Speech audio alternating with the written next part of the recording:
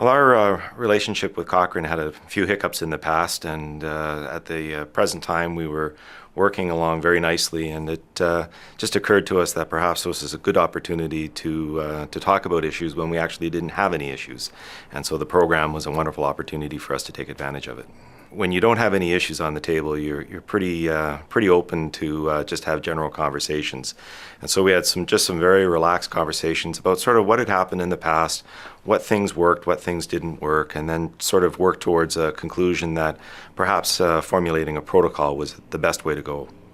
The protocol is something that is intended to actually carry a moral responsibility, but not necessarily a legislative responsibility. It's designed to be a process whereby we push down into the organization the responsibilities through the leadership at the top, both the political and administrative.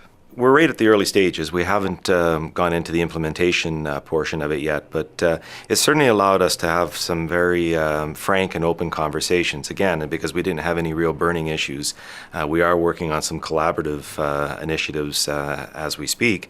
And so this was really an opportunity for us to look beyond the present and look more into the future and what opportunities might present themselves down the road. It takes a lot of time. You spend a lot of time developing the relationships with the people in the room, getting the level of comfort, and so we made a major commitment, all of us in the room, about our time.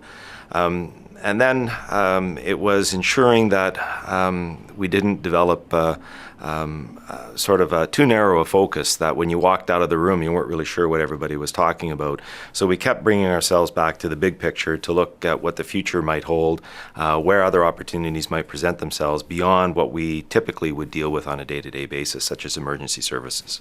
You get different perspectives in the room, certainly administrative and political, and then you've got two jurisdictions, and so it actually added a whole lot of flavor, and I would suggest a whole lot of value to the conversation. Well, there used to be a television commercial that ended off with "You can pay me now or you can pay me later," and I really do believe that it's a valuable investment to pay up front.